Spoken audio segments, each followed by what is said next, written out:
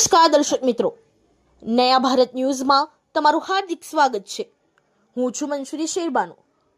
ડભોઈ તાલુકામાંથી પસાર થતી ઓરસંગ નદી સફેદ રેતીનો કાળો કારોબાર ક્યારે બંધ થશે?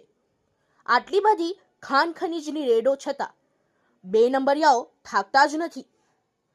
રોજબરોજ લાખોટા રેતી ઓરસંગ નદીમાંથી ઉલ્લેખાય છે।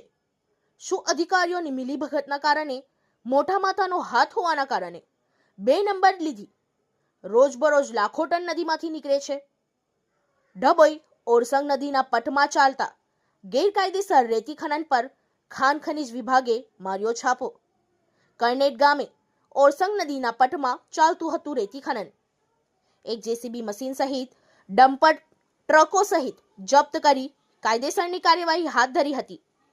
જાણવા મળતી વિગતો અનુસાર ડભોઈ તાલુકાના કરનેટ ગામે ઓરસંગ નદીમાંથી સફેદ રેતીનો વેપલો ખાણ ખનીજ વિભાગ સહિત તંત્રના ડર વિના વારંવાર રેતીમાં માફિયાઓ થઈ જાય છે સક્રિય। અવારનવાર ખાણ ખનીજ વિભાગ દ્વારા રેડ કરીને કાર્યવાહી કરાતી હોવા છતાં પુનઃ આ વેપલો ધમધમવા માંડે છે।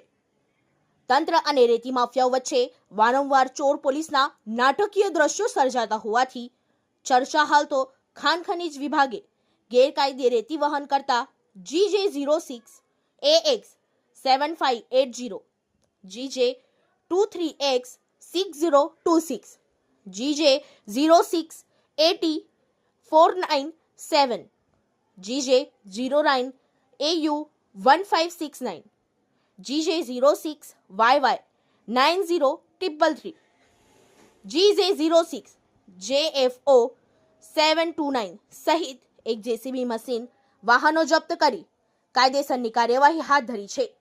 જેમાં આશરે 5 ગાડીઓ ખાલી પકડવામાં આવેલી છે અને 2 ગાડીઓ રેતી વહન કરેલી ઝડપાઈ છે।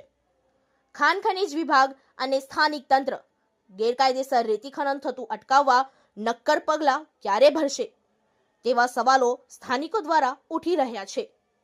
ગેરકાયદેસર રેતી ખનન કરતા માફિયાઓમાં ફફડાટ વ્યાપી જવા પામ્યો હતો। ब्यूरो रिपोर्ट लालाभाई भटियारा।